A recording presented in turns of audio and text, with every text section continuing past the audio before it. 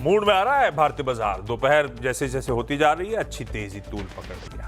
सुबह असल में फ्लैट लाइन के इर्द गिर्द ही कंसोलिडेशन का दिन लग रहा था। कल भी ऐसे ही हुआ था, ऊपरी से ठंडे पड़े तो उसके बाद दिन भर कंसोलिडेट कर रहे थे फ्लैट लाइन पे।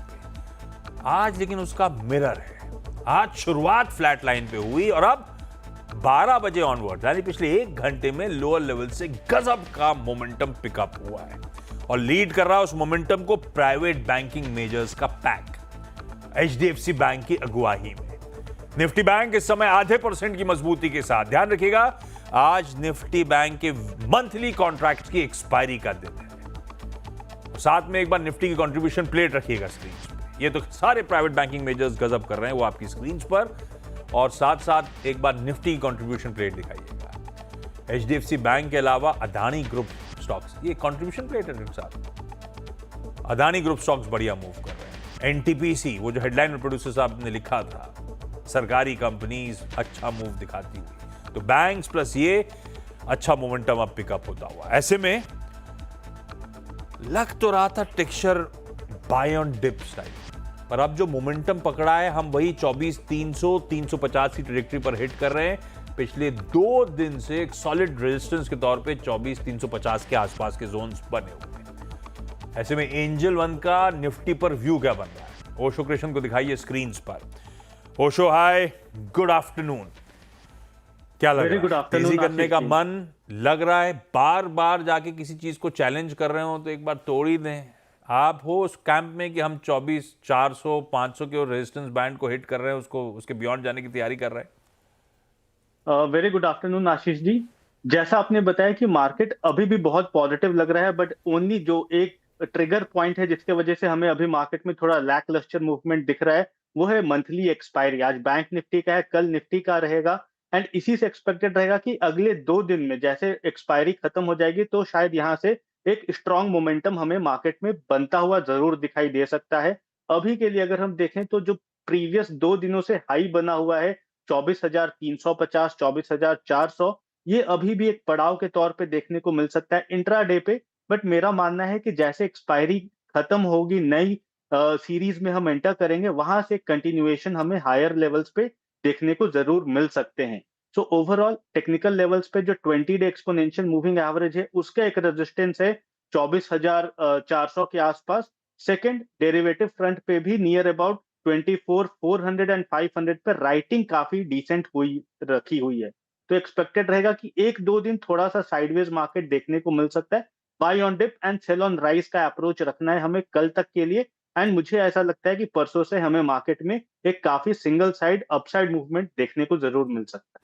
अरे वाह, मूड सेट कर दिया ओशो ने। अभी आज मंथली निफ्टी बैंक की और कल ये नवंबर वायदा की मंथली कॉन्ट्रैक्ट की एक्सपायरी का दिन। एक अभी इस बीच टेक्सचर बाय ऑन डिप्स का है और ऊपरी जोन्स पे मुनाफा बांधते चलिए। एक बार ये एक्सपायरी का ओवरहैंग छटता है, उसके बाद शायद दिसंबर सीरीज की शुरुआत तो अच्छी होती हुई नजर आएगी, ऐसा फील आ रहा है। देखते हैं स्क्रीन कैसा बिहेव करेगी। लेकिन चलिए, मिड कैप मंत्र में मिड कैप स्पेस पे फोकस है। जरा पहले एडवांस डिक्लाइन स्क्रीन पर रखिएगा। बढ़िया एडवांसेस के फेवर में। इनफैक्ट पिछले कई दिनों से निफ्टी अगर ठंडा पड़ भी रहा है तो ब्रॉडर मार्केट्स बढ़िया पार्टिसिपेट कर रहे हैं। ये अच्छी खबर है रिटेल पोर्टफोलियोज के लिए। मिसाल के तौर पे आज 5:2 का रेशो पकड़ लीजिए। 7 स्टॉक्स में 2 गिरावट में और 5 मजबूती के साथ कामकाज कर रहे हैं। वो ब्रेथ है। ये तो खैर इंडेक्स रखा है डायरेक्टर साहब ने, ब्रेथ रखी है स्क्रीन पे तो दिखेगा एडवांसेस के फेवर में बढ़िया ब्रेथ इस समय नजर आ रही है। दिखाता हूं कौन से स्टॉक्स एक्शन में मिड कैप यूनिवर्स में। डायरेक्टर साहब मेरे पीछे रखेंगे स्क्रीन पे। ये देखिए, ये सारे डिफेंस स्टॉक्स इंक्लूडिंग निफ्टी में जैसे बीईएल वगैरह हैं, अच्छा कर रहे हैं। स्क्रीन पे भारत डायनेमिक्स 6% मजबूती के साथ ट्रेड। कल कोई दिग्गज ब्रोकरेज का सुबह अपडेट भी था डिफेंस एज अ स्पेस को लेकर, अट्रैक्टिवनेस की बात करें, तब से डिफेंस ने तूल पकड़ लिया। आज भी डिफेंस में भारत डायनेमिक्स मजबूत। उधर बीएमएल को भी उसी कैटेगरी में जोड़िए आप, 3.25-3.5% का उछाल। कोचीन शिपयार्ड 5% मूव के साथ दिखाता हुआ। तो ये सारा डिफेंस का स्पेस है। ईआईएल सरकारी कंपनी 5-6% यहां पे भी मजबूती के साथ ट्रेड होता हुआ। ऑटोज खबरों में, ऑटो एंसरीज का उसको फायदा हो रहा है। धड़ल्ले से लॉन्चेस कल और आज के बीच में हुए हैं, उन सब लॉन्चेस पे आऊंगा आगे मैं।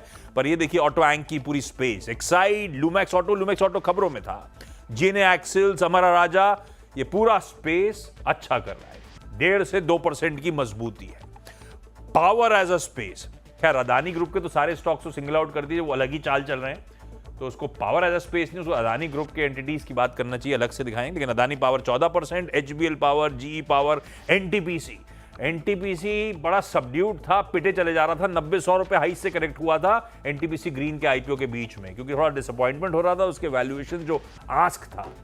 आज लेकिन एनटीपीसी ग्रीन बढ़िया कर रहा है और फाइनली एनटीपीसी बढ़िया मूव दिखाता हुआ। फार्मास्यूटिकल सबड्यूड है, कोई इप्का, कोई ग्रैन्यूल्स, कोई सुवेन, कोई पीएनजी हेल्थ आपकी स्क्रीन पे 2% से 3.5% की अक्रॉस द बोर्ड यहां पे कमजोरी के साथ इस समय कामकाज होता है। यह है मिड कैप्स का इस समय का मूड माहौल। ब्रॉडली मूड अच्छा है, broadly mid caps out perform कर रहे हैं, स्मॉल कैप्स का तड़का भी बेहतरीन नजर आएगा आपको।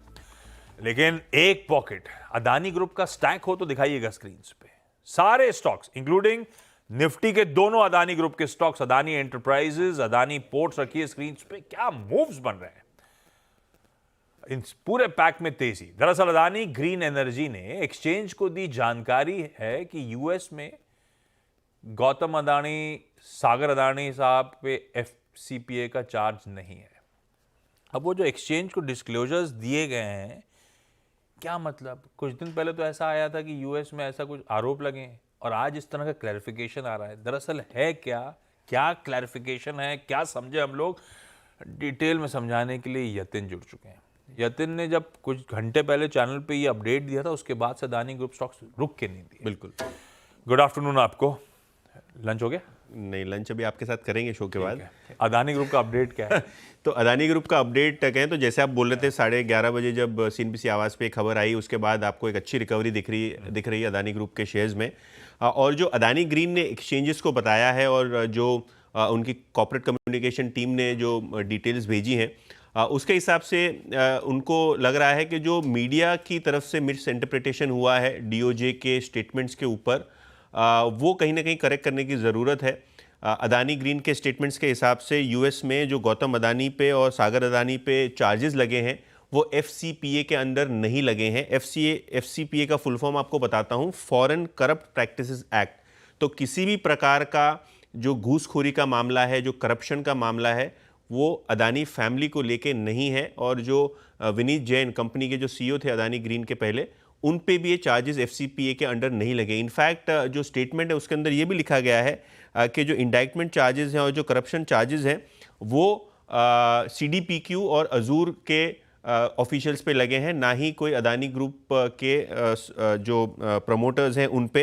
इनफैक्ट दूसरी अगर हम बातें कहें, जो इंडाइटमेंट है उस पर रिश्वत के आरोप तो लगे नहीं हैं, और जो बाकी आरोप लगे हुए हैं जो सिक्योरिटीज़ फ्रॉड और सिक्योरिटी वायर फ्रॉड के तहत, उसकी लीगल ओपिनियन लेके उसको लीगली चैलेंज करने की जो है तैयारी अदानी ग्रुप कर रहा है। तो कहीं ना कहीं बाजार में जो कंसर्न था और जो पिछले दिनों लीडर ऑफ ऑपोजिशन जो पार्लियामेंट के हैं राहुल गांधी जी, उनका भी जो बयान आया था कि भाई अदानी पे करप्शन चार्जेस हैं, इस तरीके के कोई चार्जेस नहीं है और इस तरीके के कोई चार्जेस नहीं है, उसके क्लैरिफिकेशन के बाद सारे के सारे अदानी ग्रुप में आप रिकवरी का मूड माहौल देख रहे हैं। लेकिन हाँ, इस मामले को हम क्लोजली ट्रैक कर रहे हैं और कहीं ना कहीं अदानी ग्रुप से जो हमको जानकारी मिल रही है वो आपके सामने है। अगर कोई जानकारी इसमें ऐड होती है तो मुझे लगता है वो भी हम आपको पेश करके बताएंगे बहुत जल्द। अब तक की अपडेट्स और उसके बाद सारे Adani group stocks, Adani power 15%, Adani total 15%, Adani energy 10%, green, enterprise, Wilmer, उधर अंबुजा, सब बढ़िया कामकाज करते हुए मजबूती के साथ, पूरा स्टैक आपकी स्क्रीन पर।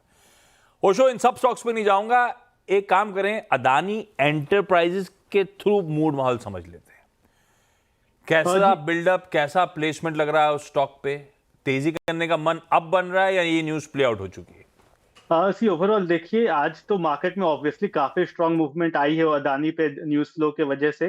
बट अगर मैं टेक्निकल लेवल्स की बात करूं तो प्रीवियस जो इसका स्विंग लो था जो कि नवंबर 23 में बना था, वो नियर अबाउट 2200 के आसपास बना था। एंड अभी अगर हम देखें तो अभी जो 3 दिन पहले का लो है वो भी नियरली 2200 के आसपास बना है। तो ऑल द न्यूज पे काफी ज्यादा वोलेटिलिटी रहेगी काउंटर पे।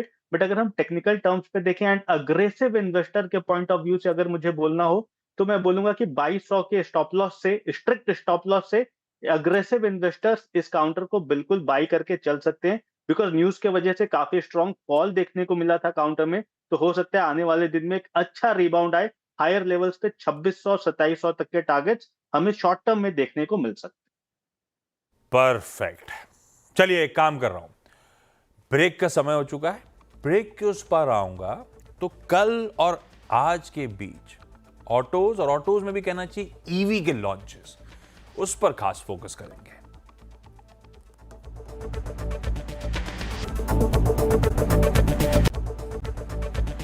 चलिए भाई, ब्रेक के बाद आप सबका स्वागत है। और कल और आज के बीच 3 दिग्गज कंपनियों के ईवी मॉडल्स लॉन्च हुए। कल शाम महिंद्रा एंड महिंद्रा की 2 ईवीज, कल ओला इलेक्ट्रिक की 2 ईवी स्कूटर्स, और आज सुबह वो जानी मानी Honda Motors and scooters India की एक्टिवा के 2 ईवी वेरिएंट्स भी लॉन्च हुए। इस तरह से ईवी में लॉन्चेस हैं। लेकिन M&M की पहली ईवी एसयूवी से पर्दा उठ चुका है। कल चेन्नई में कंपनी ने एक साथ 2 नई एसयूवीज, XEV 9e और B6e की झलक दिखाई। कंपनी का दावा है कि प्लेटफॉर्म के मामले में भी ये काफी दमदार ईवीज हैं।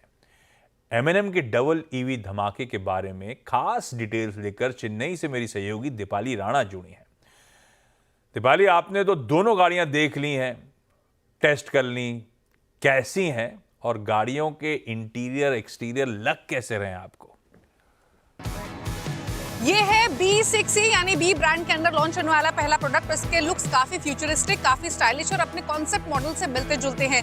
काफी शार्प कट्स एंड एजेस आपको मिलते हैं। एक चीज आपको दिखाते हैं, यहाँ आपको बोनेट के थ्रू पास होता हुआ ये एयर डक्ट मिलता है, यानी ये ओपन स्पेस है बेटर एफिशिएंसी के लिए। फ्रंट में आपको ये सी शेप्ड DRLs मिलते हैं और इनके अंदर आपको ये 2 स्प्लिट सेटअप में हेडलैम्प्स दिए गए हैं। 19 इंच और 20 इंच के व्हील्स का ऑप्शन है और गाड़ी के चारों तरफ आपको ये डार्क ब्लैक ग्लॉस क्लेडिंग मिलती है। पूरी गाड़ी में फ्लश फिटेड डोर हैंडल्स मिल रहे हैं। तो आपको यहाँ पर ये स्ट्रैप स्टाइल में डोर हैंडल्स मिलते हैं और देखिए ड्राइवर पोजीशनिंग ऐसी है कि फील ऐसी मिलती है कि आप किसी एयरक्राफ्ट कॉकपिट में बैठे हैं, क्योंकि यहाँ पर ये एक्सटेंडेड सेंट्रल कंसोल है जो कि ड्राइवर को चारों तरफ से कवर करता है। यहाँ आपको ये ओवरहेड कंसोल भी मिल रहा है जहाँ पर वेरियस फंक्शंस मौजूद हैं। आपको ये 2 स्पोक स्टीयरिंग व्हील मिलता है, लेकिन यहाँ आप देखिए इसकी स्टाइलिंग कितनी डिफरेंट है एग्जिस्टिंग कार्स के मुकाबले। यहाँ आपको ये चार्जिंग का स्पेस मिल रहा है। आप इसके गियर लीवर को देखिए, ये किसी एयरक्राफ्ट कॉकपिट की तरह ही फील लेंड करता है। और यहाँ आपको इस सेंट्रल कंसोल के नीचे फ्री स्पेस मिलता है थोड़ा बहुत सामान रखने के लिए, और ये एक्सटेंडेड डैशबोर्ड आपको मिल रहा है। सीट भी इसकी काफी कंफर्टेबल है। तो काफी यूनिक स्टाइलिंग आपको इस गाड़ी में मिलती है। 59 और 79 किलोवाट का बैटरी पैक, 228 281 HP की पावर, और ये क्विक भी है। 0 to 100 किलोमीटर की स्पीड सिर्फ 6.7 सेकंड्स में हासिल कर लेती है। प्राइसिंग 19 लाख के आसपास रखी गई है। ये स्टार्टिंग प्राइस है। फुल प्राइस लिस्ट जनवरी में रिवील होगी। बहुत बढ़िया, दिख तो अच्छी रही। और दीपाली ने कहा है एयरक्राफ्ट कॉकपिट की उनको अंदर फीलिंग दे रही थी गाड़ी। इस तरह के जबरदस्त इंटीरियर्स हैं। खैर, ये तो ईवी 4 व्हीलर्स की बात हुई, लेकिन अगर आप इलेक्ट्रिक 3 व्हीलर लेने का प्लान बना रहे हैं तो आपके लिए बुरी खबर है। इलेक्ट्रिक 3 व्हीलर पर सब्सिडी जारी तो रहेगी, लेकिन पहले से आधी कर दी गई है। क्या डिटेल्स हैं इसके लिए रोहन सिंह को जोड़ते हैं दिल्ली से। रोहन, अभी तो अपडेट आया था थोड़े दिन पहले, आप ही बता रहे थे इलेक्ट्रिक 3 व्हीलर्स के लिए सब्सिडी। वो क्या क्वांटम, पहले कुछ और बोला था, अब कुछ बदल गई कहानी? क्या मामला है पूरा ये? जी, जिस खबर में इलेक्ट्रिक 3 व्हीलर सेगमेंट के लिए थोड़ा पॉजिटिव थोड़ा नेगेटिव दोनों ही है। पॉजिटिव ये है कि जो सब्सिडी बंद हो गई थी 7 नवंबर के बाद से, वो कंटिन्यू रहेगी। लेकिन थोड़ा सा कैच ये है कि जो सब्सिडी का अमाउंट है वो 5,000 रुपये प्रति किलोवाट आवर से कम कर उसको आधा कर दिया गया है, 2,500 रुपये प्रति किलोवाट आवर कर दिया गया है। दरअसल जो सब्सिडी स्कीम है PM E-ड्राइव, उसमें 2 साल का टारगेट था। पहले साल में 80,000 गाड़ियों को सब्सिडी देनी थी इलेक्ट्रिक 3 व्हीलर को, और दूसरे साल में 1,25,000 के लगभग। अब पहले साल का जो टारगेट है वो 7 नवंबर तक ही पूरा हो गया था और उसके बाद से सब्सिडी सरकार ने टेम्परेरली बंद कर दी थी। इसके बाद जो ऑटो सेक्टर है उसके तरफ से मांग की जा रही थी कि एक क्लैरिटी ली जाए, तो अब सरकार ने एक नोटिफिकेशन जारी किया है, उसमें साफ कहा है कि सब्सिडी तो जारी रहेगी, जो अगले साल का टारगेट है वो हमने प्रीपोन कर दिया है, मार्च 2026 तक सब्सिडी मिलती रहेगी, लेकिन जो आधा रेट है यानी कि 2,500 रुपये प्रति किलोवाट आवर, उस रेट से अब सब्सिडी मिलेगी। तो एक क्लैरिटी ज़रूर मिली है इंडस्ट्री को, क्योंकि पिछले कुछ दिनों से सब्सिडी नहीं मिल रही थी, बंद हो गई थी। अब नोटिफिकेशन आ गया है, अब सब्सिडी जारी रहेगी, लेकिन थोड़ा सा कॉम्प्रोमाइज़ करना पड़ेगा क्योंकि सब्सिडी की जो रकम है वो आधी कर दी गई है। हाँ, सब्सिडी की रकम आधी कर दी गई। Rohan, thank you so much. Quickly छोटा सा ब्रेक के उस पर जब लौटेंगे तो आज का खिलाड़ी नंबर 1 का अब तक का अपडेट।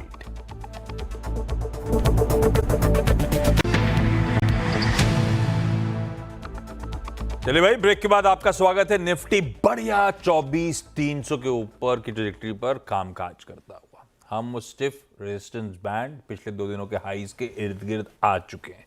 क्लोजली मॉनिटर करिएगा इसकी चाल। छोड़े जा रहा हूं आप लोगों को खिलाड़ी नंबर 1 के अपडेट के साथ। अपन मुलाकात करेंगे आप नो योर कंपनी में।